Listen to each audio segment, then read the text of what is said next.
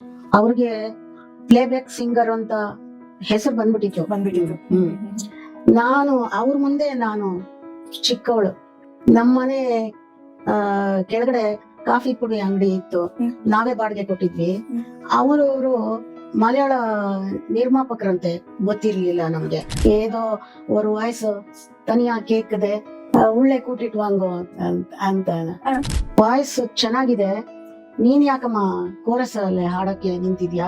ಮಾರನೇ ದಿವಸ 2 ಹಾಡು ಹಾಡಿಸಿದ್ರು, ಮಲಯಾಳಂ ಹಾಡು. ಈಗಿನ ತರ ಕಟ್ ಅಂಡ್ ಪೇಸ್ಟ್ ಏನು ಇಲ್ಲ. ಅವಾಗ ಶುರು ಮಾಡಿದ್ರೆ ಮುಗಿಯೋವರೆಗೂ ಒಟ್ಟೆ ಟೈಮ್ ಹಾಡ್ಬೇಕು. ರಾತ್ರಿ 8 ಗಂಟೆಗೆ ನಿಂತ್ಕೊಂಡು ಬೆಳಗ್ಗೆ 5 ಗಂಟೆವರೆಗೂ ಅವ್ರು ನುಡಿಸಿದರೆ ನಾನು ಹಾಡುತ್ತೆ.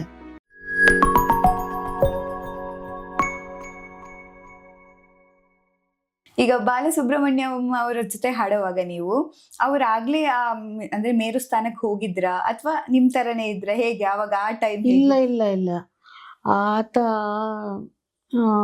ನಾನು ಆರ್ಕೆಸ್ಟ್ರಾದಲ್ಲಿ ಹಾಡುವಾಗೆ 14-15 ವರ್ಷ ಇರಬೇಕು. ಆವಾಗಲೇ ಹಂಸಲೇಖ ಅಲ್ಲಿ ಹೋಗಿದ್ರು ಮ್ಯೂಸಿಕ್ ಡೈರೆಕ್ಷನ್ಗೆ ಅಂತ. ನೀನಾ ಭಗವಂತ ಬಾಲಕೃಷ್ಣ ಹಾಡಿದ್ದಾರೆ. ಆ ಟೈಮ್ನಲ್ಲಿ SP ಬಾಲಸುಬ್ರಹ್ಮಣ್ಯಂ ಹಾಡಿದ್ರಂತೆ. ಅವ್ರು ಬಂದು ಹೇಳ್ತಾ ಇದ್ರು, ಬಾಲಕೃಷ್ಣ ತುಂಬಾ ಚೆನ್ನಾಗಿ ಹಾಡ್ನಪ್ಪ ಹುಡುಗ, ನನಗಿಂತ ತುಂಬಾ ಚೆನ್ನಾಗಿ ಹಾಡ್ದ ಅಂತ ಅಂದ್ಬಿಟ್ಟು ನನಗೆ ಆವಾಗ ಅನ್ನಿಸ್ತು,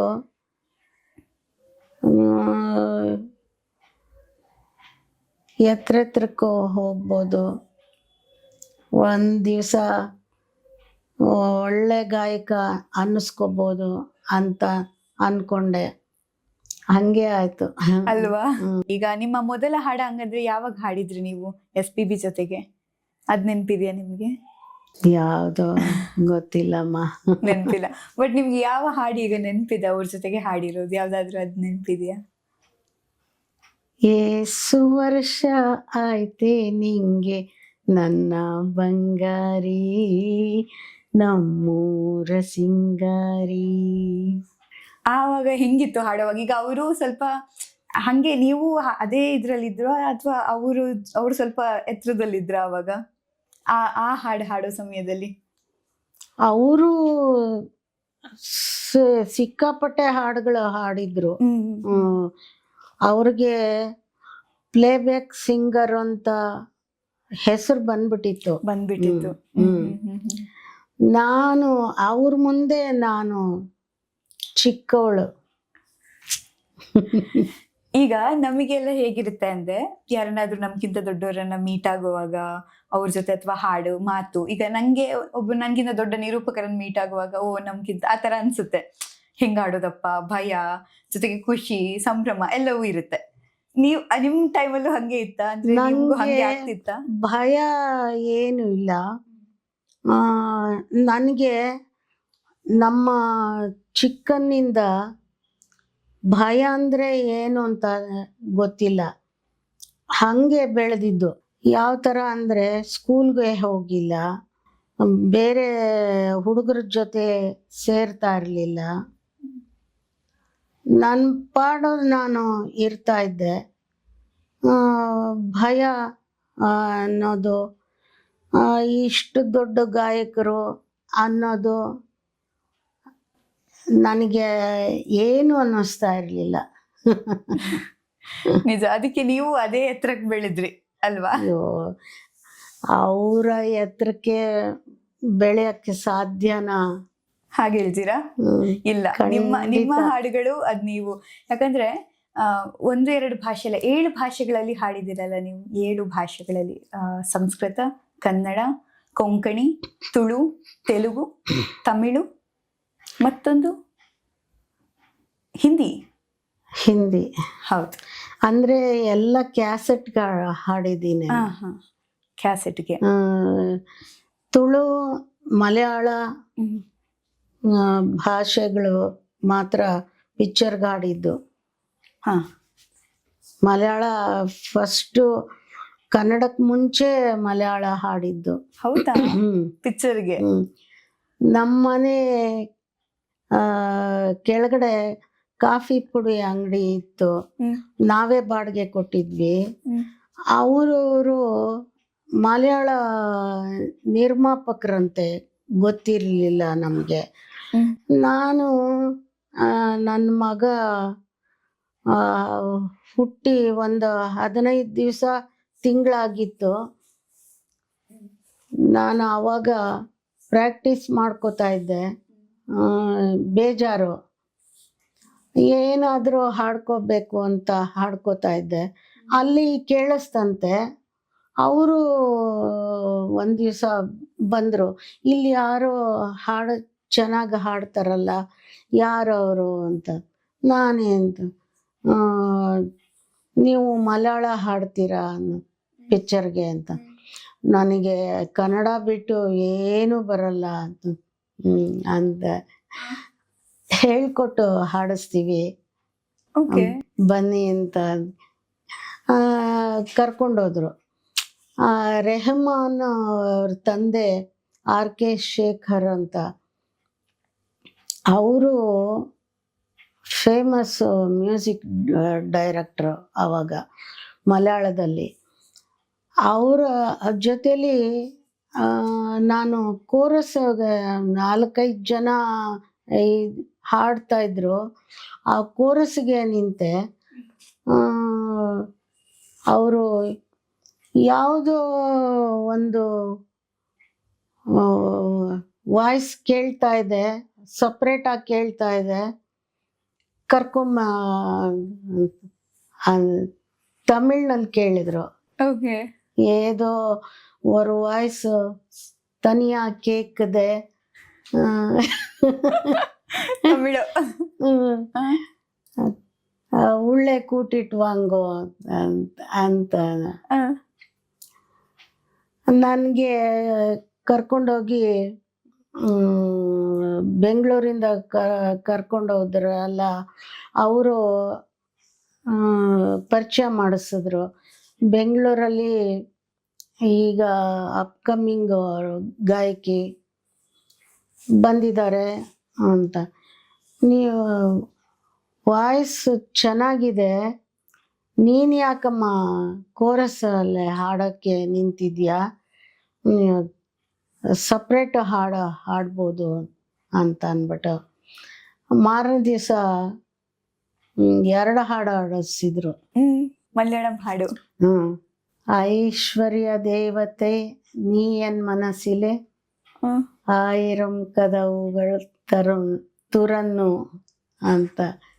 ಈಗ ಮಲಯಾಳಂದು ಇದೆಲ್ಲ ಚೇಂಜ್ ಅಲ್ವಾ ತುಂಬಾ? ನಾವು ನಾಲ್ಗೆ ತುಂಬಾ ತಿರುಗಿಸಿ ಹೇಳ್ಬೇಕಾಗತ್ತೆ, ಹಂಗೆ ಟಂಗ್ ಟ್ವಿಸ್ಟರ್ ತರ ಇರುತ್ತೆ ಅವ್ರ ಲ್ಯಾಂಗ್ವೇಜ್. ನಿಮ್ಗೆ ಅದು ಕಷ್ಟ ಆಗ್ಲಿಲ್ವಾ ಅವಾಗ? ನನಗೆ ನಮ್ಮ ತಂದೆ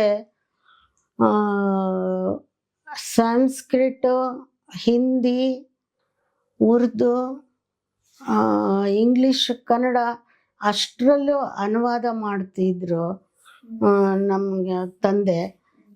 ನನಗೆ ಸಂಸ್ಕೃತ ಹೇಳ್ಕೊಟ್ಟಿದ್ರು. ಅದರಲ್ಲಿ ಬರವಣಿಗೆಯಲ್ಲಿ ಸಂಸ್ಕೃತ ಭಾಷೆನೇ ತುಂಬ ಇತ್ತು.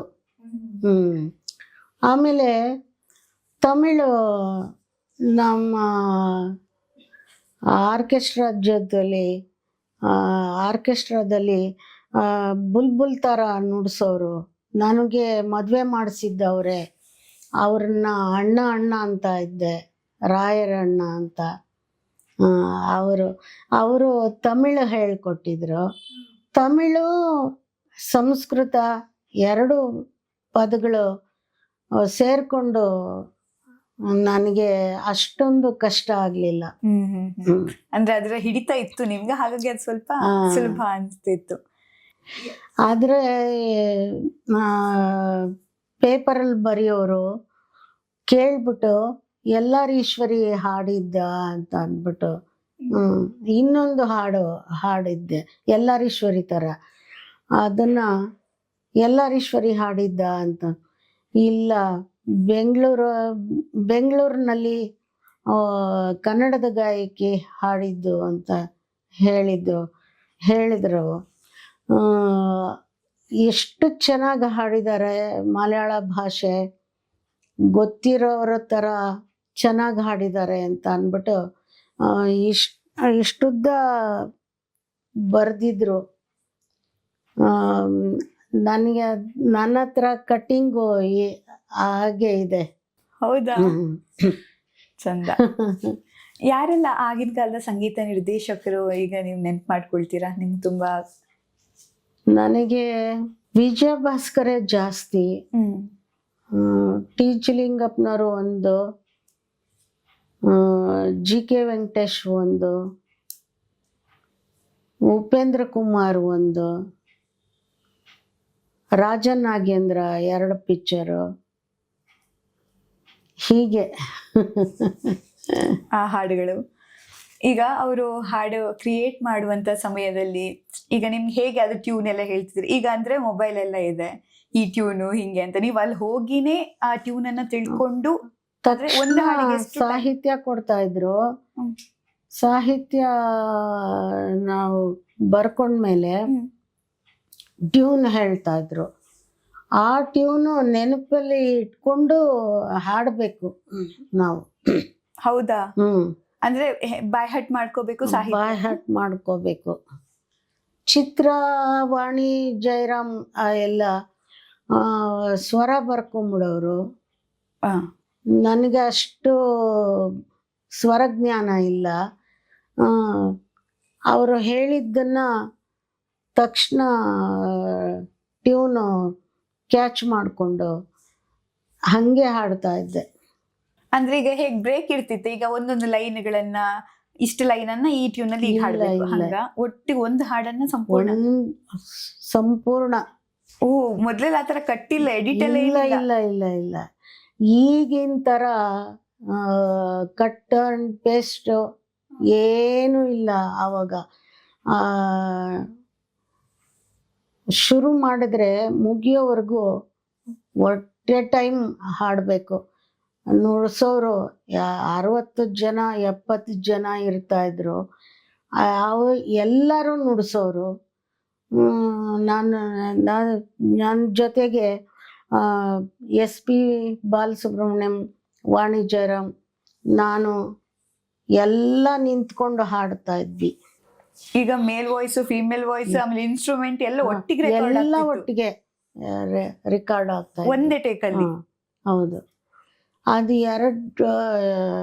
ಎರಡು ಸಲ ಹಾಡಿದ್ರೆ, 2 ಟೇಕು ಹಾಡಿದ್ರೆ ಹೆಚ್ಚು. ಒಂದೊಂದು ಸಲ ಓದ್ಯಾವ್ರೆ ಅಂತೂ ಒಂದೇ ಸಲ ಓಕೆ ಆಗ್ಬಿಟ್ಟಿದೆ. ಹೌದಾ? ಈಗೆಲ್ಲ ಅದು ಅಂದ್ರೆ ಮುಂಚೆ ತುಂಬಾ ಪ್ರಾಕ್ಟೀಸ್ ಮಾಡಿ ಹೋಗ್ಬೇಕಾ, ಹಾಗಿರುತ್ತಾ? ಇಲ್ಲ, ಆ ಟೈಮ್ನಲ್ಲಿ ನಾವು 4-5 ಸಲ ನೋಡ್ಕೋತಾ ಇದ್ವಿ ಅಷ್ಟೇ ನಮ್ಮ ತಲೆಯಲ್ಲಿ ಇರ್ತಾ ಇತ್ತು. ಅನುಕೂಲ ಬಂದಂಗೆ ಮಿದುಳು ಹಂಗೆ ಕೆಲಸ ಮಾಡುತ್ತೆ. ಯಾಕಂದ್ರೆ ನೋಡಿ, ನಾವ್ ಯೋಚನೆ ಮಾಡೋ ಶೈಲಿನೇ ಬೇರೆ ಇದೆ. ತುಂಬಾ ಕಟ್ ಅಂಡ್ ಪೇಸ್ಟ್, ಅಂದ್ರೆ ಒಂದು ರಾಗ ತೆಗೆದ್ರೆ ಆಮೇಲೆ ಕಟ್ ನೆಕ್ಸ್ಟ್, ಅಂದ್ರೆ ಸಿಂಗಲ್ ಟೇಕ್ ಅಲ್ಲಿ ಇವಾಗ ಯಾವ ಹಾಡುಗಳು ಇಲ್ಲ, ಬಹಳಷ್ಟು ಕಡಿಮೆ. ಈಗ ಹಾಡೋರು ತುಂಬಾ ಉಡಾಫೆ, ತುಂಬಾ ಸೋಮಾರಿತನ. ಫಸ್ಟ್ ಹಾಡಿದಿರಲ್ಲ ಪಲ್ಲವಿ, ಅದೇ ಪೇಸ್ಟ್ ಮಾಡ್ಬಿಡಿ ಅಂತ ಅಂದ್ಬಿಟ್ಟು ಒಂದು ಹಾಡಿ ಹೊಟ್ಟೋಗ್ತಾರೆ. ನುಡ್ಸೋರು ಫಸ್ಟ್ ನುಡ್ಸಿದೀವಲ್ಲ ಅದನ್ನೇ ಇಲ್ಲಿಗೆ ಹಾಕೊಂಡ್ಬಿಡಿ ಅಂತ. ಅವಾಗೆಲ್ಲ ಏನೂ ಇಲ್ಲ, ಎಲ್ಲರೂ ನುಡಿಸ್ಬೇಕು, ಎಲ್ಲರೂ ಗಮನ ಇಟ್ಕೊಂಡು ನುಡ್ಸೋರು. ಫಸ್ಟು ಬೆಟ್ಟದ ಗೌರಿ ಅಂತ ಪಿಕ್ಚರಲ್ಲಿ ಹಾಡಿದ್ದೆ.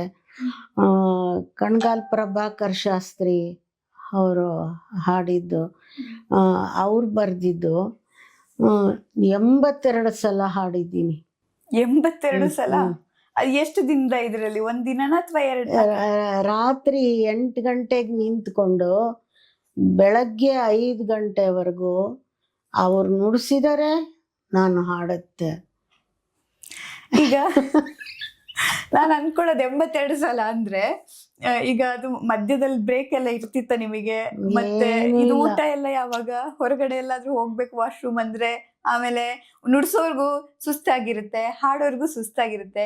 ಇದೆಲ್ಲ ಕಾನ್ಸೆಪ್ಟ್ ಇರ್ಲಿಲ್ವಾ ಅವಾಗ? ವಾಯ್ಸ್ ನಾ- ಬ್ರೇಕ್ ಆಗೋದು, ವಾಯ್ಸ್ ನನ್ಗೆ ಏನು ಗೊತ್ತಾಗ್ತಾ ಇರ್ಲಿಲ್ಲ.